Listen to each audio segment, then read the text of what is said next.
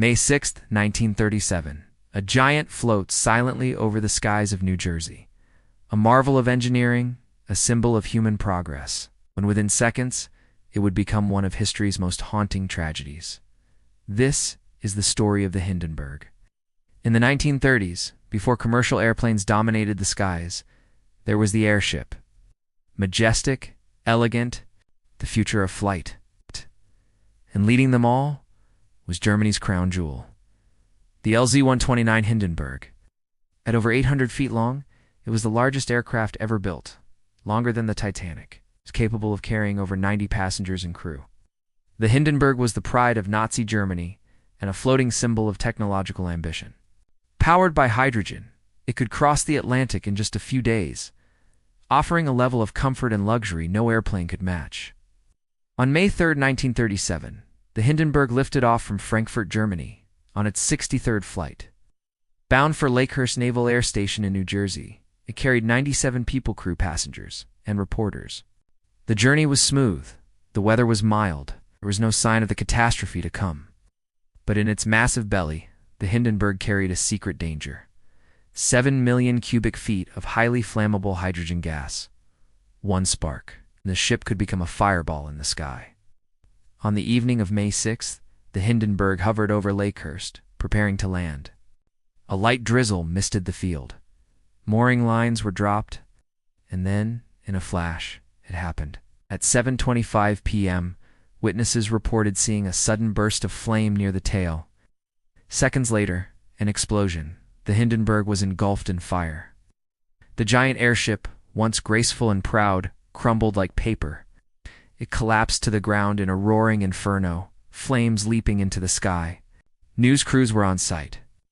One of them, Herbert Morrison, was recording a live radio broadcast.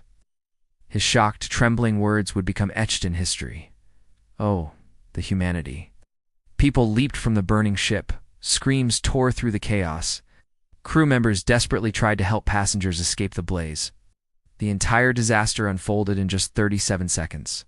When the smoke cleared, the Hindenburg lay in ruins. 35 people died, 13 passengers, 22 crew and 1 worker on the ground. Miraculously, 62 survived, many with severe burns and injuries. But the impact reached far beyond the wreckage. The Hindenburg disaster marked the end of the airship era. Confidence in hydrogen flight was shattered. Public trust in airships evaporated overnight. For decades, the cause of the fire was debated. Was it sabotage? A lightning strike? A simple static spark? Most modern theories agree. The highly flammable hydrogen, combined with static electricity and a flammable outer coating, created a perfect storm. It wasn't just one mistake. It was a fatal chain reaction of flawed materials, volatile fuel, and the blind optimism of the age. The Hindenburg soared as a triumph of technology but fell as a tragedy of hubris. The world mourned. Dignitaries sent condolences. Hitler himself ordered full military honors for the dead. But amidst the grief, a new debate ignited. Airships versus airplanes? Which was safer? In the end, the answer was clear. With planes, the risk was contained. With airships, it was catastrophic. The Hindenburg became a symbol of reckless ambition, a cautionary tale of what happens when progress takes flight without safety. Today, all that remains of the great airship is wreckage, a few black and white photographs, and a voice trembling with sorrow. But the story isn't over. The Hindenburg lives on in books, in films, in memories. It's a reminder that even giants can fall, that even marvels of engineering can turn to dust.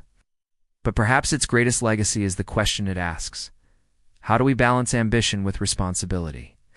How do we ensure that in our quest for progress, we don't sacrifice safety at the altar of speed or luxury? The answers aren't easy, but the questions remain.